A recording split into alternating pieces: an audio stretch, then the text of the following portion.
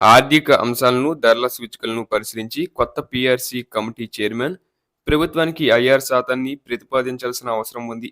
ఇప్పటికీ కూటమి ప్రభుత్వం కొత్త పీఆర్సీ కమిటీని పునర్వ్యవస్థీకరణ చేయలేదు.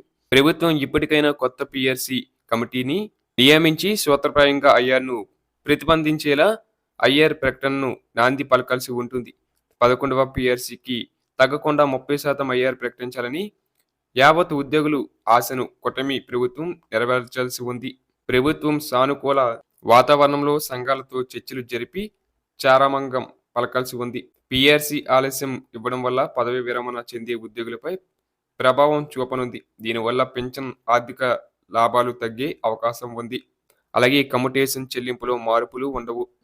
ఇక ప్రతిసారి పీఆర్సీ అమల్లో జరుగుతున్న జాప్యం వలన లక్షలాది రూపాయలు బకాయిలు ఉద్యోగులు నష్టపోవలసి వస్తుంది. సకాలంలో పీఆర్సీ కమిటీలు మధ్యంతర భృతి చెల్లిస్తే సమస్య ఉండదు. గత ప్రభుత్వం ఎప్పుడూ లేని విధంగా ఐఆర్ 27% కంటే తక్కువ, షిప్మెంట్ 23%తో పీఆర్సీ చేయడం వల్ల ఉద్యోగుల వేతనాలు ధరలకు అనుగుణంగా పెరగలేదు. ప్రస్తుత ప్రభుత్వం దీన్ని గమనించాల్సి ఉంటుంది. కావున నోషనల్ పీరియడ్ 2023 జూలై నుంచి ఏప్రిల్ 2024 వరకు సూత్రప్రాయంగా సూచించాల్సి ఉంటుంది.